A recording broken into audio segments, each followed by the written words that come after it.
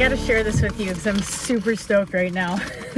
So I'm on home time, which feels great. Just, you know how, like, even though I don't have an apartment, it feels so good to be in my neck of the woods. I love Chicago. I love the Chicago area, and I feel at home. And even though the weather's crappy, I'm like, that's cool. I don't mind. And even though I got to go back to Indiana and sleep in my truck tonight, I don't mind because the drive is annoying, but that's really the only negative about it. My truck is comfortable, so I don't mind that. I just had to show you this. I just stopped at, well, I went for a swim, which is why I have, like, I don't know if you can see the goggle marks. So that's what why my eyes look like that. But one of the awesome things about living where, or like being in this area, I say living here, even though I don't really live here technically right now, but I'm in Skokie, which is where my gym is. For those who don't know, Skokie is it has a huge Jewish population. The awesome thing about that is phenomenal Jewish delis, okay? And I just stopped at one of my favorites, New York Bagel and Bialy on Tui Ave.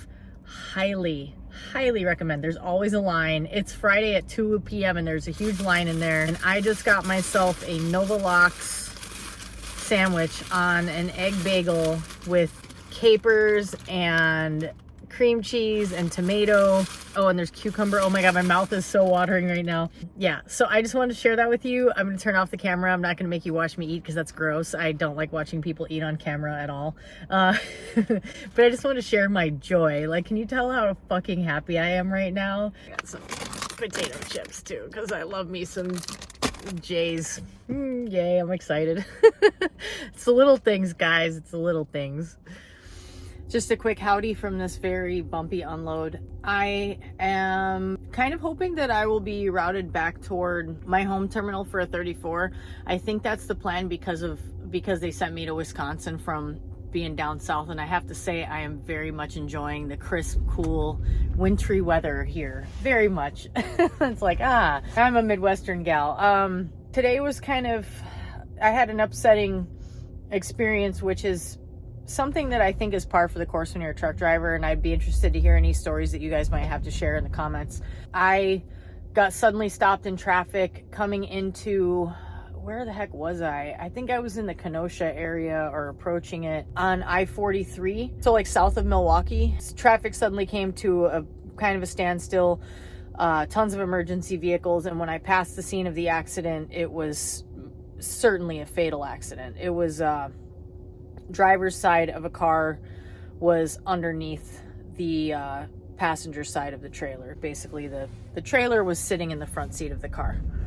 And sorry about the bumping. And it shook me up for sure because it's just a very unsettling feeling to drive by a spot where a person just lost their life, you know, and how it just, you know, really reinforces the point that we are so vulnerable out here and in life in general, but like as drivers, you know, I wish more four-wheeler drivers had the mentality that trucks are deadly, because we are. It was really impossible to tell.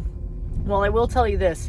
The truck driver was in the left lane, which means the truck driver is automatically doing something wrong. So that bodes badly for that driver, very much so. And it was hard to say if maybe, like, my first thing I imagined was that the car tried to change lanes and didn't see the truck coming. And it would be fair for the car driver to not assume a semi would be in the left lane, because semis aren't supposed to be in the left lane. So that driver is going to be facing a world of shit for that, aside from the fact that they have to live with what happened. And I feel for the driver, even if they made a mistake.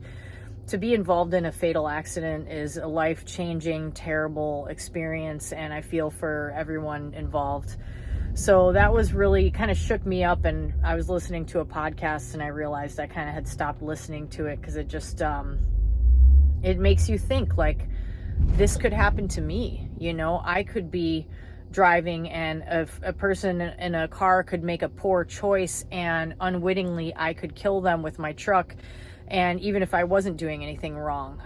But then it also reinforces the point that as a truck driver, you have to assume the worst can happen and you have to be attentive. It's like, assume that people, like when I see I'm always trying to anticipate what people are going to do. And when I see that there's a space in front of me and there's a car that is being forced to slow down a little bit by the traffic in front of them to my right, I assume that that car is about to cut me off. I just stay back, because I would rather stay back and let that person go and assume that they're going to not look and dart out there than have what happened today happen to me. Because I would never forgive myself. Even if it wasn't my fault, I would never forgive myself. I don't think I'd ever get over it.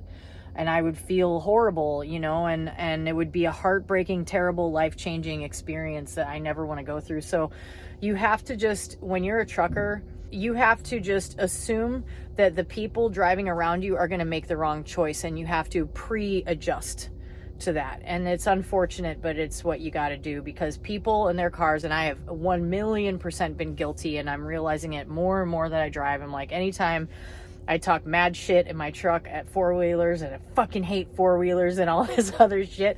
But every time I do that, in the back of my mind, I'm like, yeah, but I was that driver too. I did the same dumb shit. I was like, oh God, I can't wait behind this truck. God forbid, you know, it's frustrating. It's part of the way our brains work. We don't like not knowing what's in front of us. We don't like uncertainty, and that's why people want to get around trucks, because it's hard to not be able to see ahead of a truck.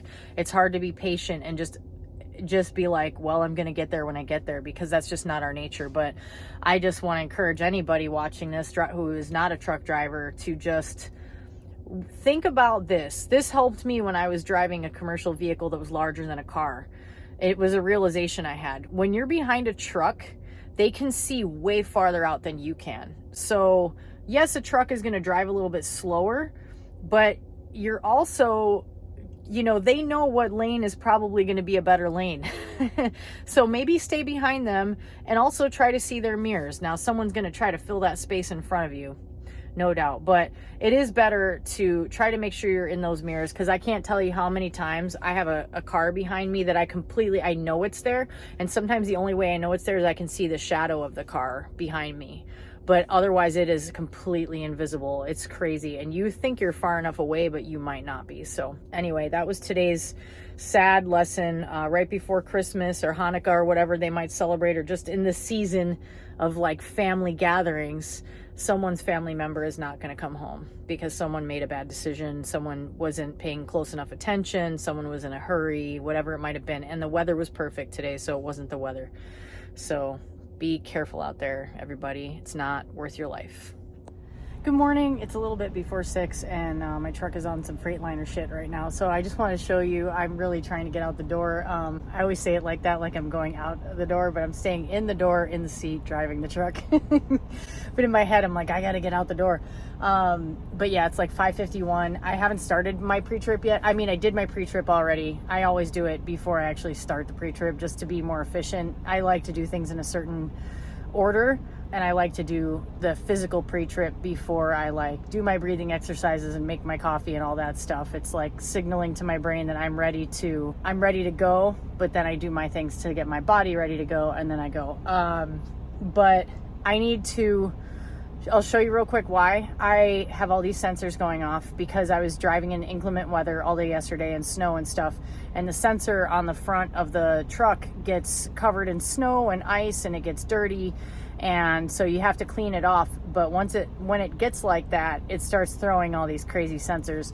And last night I called maintenance, and I was just like, hey, I just got a sensor that I don't see very often where it says ABS not working, maintenance required. And he kind of laughed, and he was like, you know, just clean off the sensor. And that's usually their answer, which is why that time in the recent video, my brakes done broke, titled that. That's why I wasn't taking it as seriously as I should, because Freightliner, hashtag Freightliner, hashtag sensors. I don't think hashtags are funny anymore. It's fucking almost 2023. So anyway, I'll show you what I'm talking about. All right, so this looks a little bit, the light doesn't pick up on video very well, but you see all those sensors. You see how I've got this guy like, you're gonna go off the road, and then the ABS light, and what the heck does that one mean? I'm not totally sure. I should know that. No adaptive cruise control. Yeah, so basically everything's gonna explode. I'm just kidding, it's not. So I'm gonna do what the maintenance guy told me, and I'm going to go ahead and start pre-trip on the computer, and I'm gonna turn off the truck, and I'm gonna turn off the switch that's next to the driver's seat that is on the floor, and it disconnects everything from the battery. And his trick was, he said, do that for 21 minutes and then turn it back on, and those sensors should have gone off if everything is cool. And actually that what I just showed you on the dash, the alert that said ABS was out, service required, that one already went away, so that's a good sign. So anyway, good morning.